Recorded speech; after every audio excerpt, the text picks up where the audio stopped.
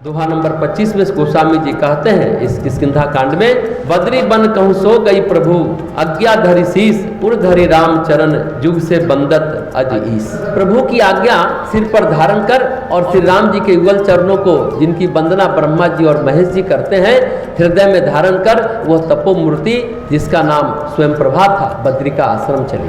ये तीसरी गुफा का वर्णन गोस्वामी जी कर रहे हैं। तो ये कथा है, घटना घटती जा रही है, घटना आगे बढ़ती भी चली जा रही है। कथा का सार क्या है, कथा का तत्व क्या है? बंदर तो सारे भटक रहे थे, उसमें हनुमान जी भी थे, अंगद भी थे। भटकते हुए हनुमान जी को रास्ता दिखा, बगुला दिखा, हंस दिखा। उन्हें लगा कि ये लोग है मतलब जीवन के चिन्ह है, प्यासे हैं, ये लोग मर जाएंगे, जीवन है वहां मतलब पानी होगा। सब बंदर प्यासे थे, प्यास जगी थी, तो पहले प्यास जगनी चाहिए, पहले तृषा जगनी चाहिए, पहले अभिप्सा जगनी चाहिए। जो कार्य का उद्देश्य है उसके लिए त्वरा जगनी चाहिए, यानी प्यास जगनी चाहिए। जिसका मन जितना निर्मल, जिसकी चेतना जितनी शुद्ध, रास्ता उसी को दिखता है। हनुमान जी को दिखा, लगा यहाँ पानी मिल सकता है, क्योंकि जल पक्षी उड़ रहे थे। जहाँ जल पक्षी है वहाँ जल भी होगा, ये सुनिश्चित होता है। गुफा को देखकर हनुमान जी ने कहा घुसो। अब सेना नायक कौन थे? अंगद। पर उन्होंने क्या कहा? मैं नहीं घुसूंगा, मेरे पिताजी एक बार गुफा में घुसे थे, बहुत मुश्किल हो गई थी। उन्होंने कहा गुफा का रास्ता मुझे नहीं मालूम। हनुमान जी से कहा आपने सब देखा, आप ही आगे आगे चलो, रास्ता बताए। तो आगे आगे हनुमान जी गए, सब बंदर पीछे हो लिए।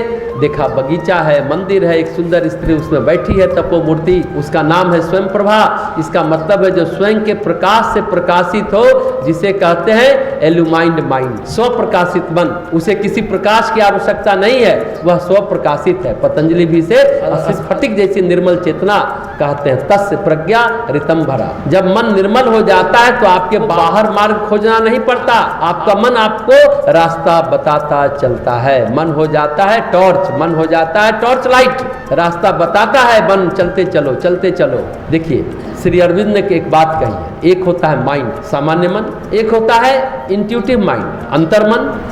अंतर्मन में इंट्यूशन आता है। अंधेरा है, एक जैसे बिजली चमक गई तो सब कुछ दिखा और फिर अंधेरा छा गया, एक झलक आती है, बिजली की तरह एक प्रकाश आई और चली गई। यह है इंट्यूटिव माइंड, कुछ आया मन में। मन की तीसरी अवस्था श्री अरविंद बताते हैं एल्यूमाइंड माइंड, जो स्वयं प्रभा है, प्रकाशित मन। हमेशा प्रकाश है, अंधेरा नहीं आता, स्व प्रकाशित है, बाहर से प्रकाश नहीं है। फिर होता है ओवर माइंड, अधिमन। उसमें आप जो सोचेंगे वो घटित हो जाएगा, प्रकृति के अंतर्गत ही बात होती है। ये अधिमन का ओवर माइंड, आप सृजन कर सकते हैं, इतनी शक्ति, इतनी सामर्थ्य, इतनी ऊर्जा आ जाए। और पांचवा और अंतिम माइंड है सुपर माइंड, अति मन। फिर तो आप भगवान में लीन हो गए, विलीन हो गए। ये मन की 5 अवस्था श्री अरविंद बताते हैं। यहाँ स्वप्रकाशित मन है, एल्यूमाइंड माइंड है, स्वयं प्रभा। स्वयं प्रभा यानी स्वप्रकाशित मन के सामने सबने सिर झुकाया, अपनी बातें बताई, सीता माता के बारे में बताया। हम खोज रहे, कुछ अता पता नहीं है। स्वयं प्रकाशित तपस्वी स्वयं प्रभा ने कहा चिंता न करो, सीता माता मिलेंगी। सबको विश्वास दिलाया, मन में विश्वास करो, चिंता मत करो। देखिए मन में कब होता है विश्वास? प्रकाशित मन में ही आस्था और विश्वास जगता है। पतंजलि जब कहते हैं तस्य प्रज्ञा ऋतम भरा, यानी डाउटलेस नॉलेज, उस ज्ञान में कोई दुविधा, कोई द्वंद्व, कोई संशय नहीं है। डाउटलेस नॉलेज में संशय नहीं होगा, सिर्फ और सिर्फ विश्वास होगा। तो स्वयं प्रभा ने विश्वास दिलाया, परेशान न हो, सीता जी मिलेंगी, मार्ग भी मिलेगा। अब स्वयं प्रशासित मन कहाँ जाएगा? स्वयं प्रभा बोलती है, जैसा अभी गोस्वामी जी के चौपाई में आपने सुना श्लोक में, अब मैं जाऊंगी भगवान के पास, अब भगवान के चरणों को धारण करूंगी। कर लिया, ईश्वर से मिलन हो गया। फिर क्या बचता है? सरल सहज समाधि बचती है, फिर पूर्ण स्थिरता आ गई। स्वयं प्रकाशित मन के पास अगर कुछ बचता है वो भी नष्ट हो जाएगी। स्वयं प्रकाशित मन में एक, हमने कहा ना, प्रकृति के अंतर्गत है। अभी तक वो सविचार समाधि थी, अब हो गई निर्विचार समाधि, कोई विचार नहीं। शुद्ध विचार, शुभ विचार है, लेकिन विचार तो है उस समाधि में। लेकिन जैसे ही चरण नवाया तो वो हो गई निर्विचार समाधि। साधना का चरम स्थान कहाँ है?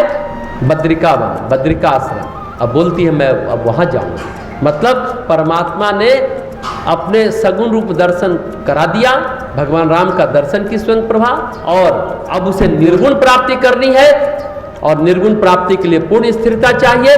तो स्वयं प्रभा बोली, हाँ महाराज।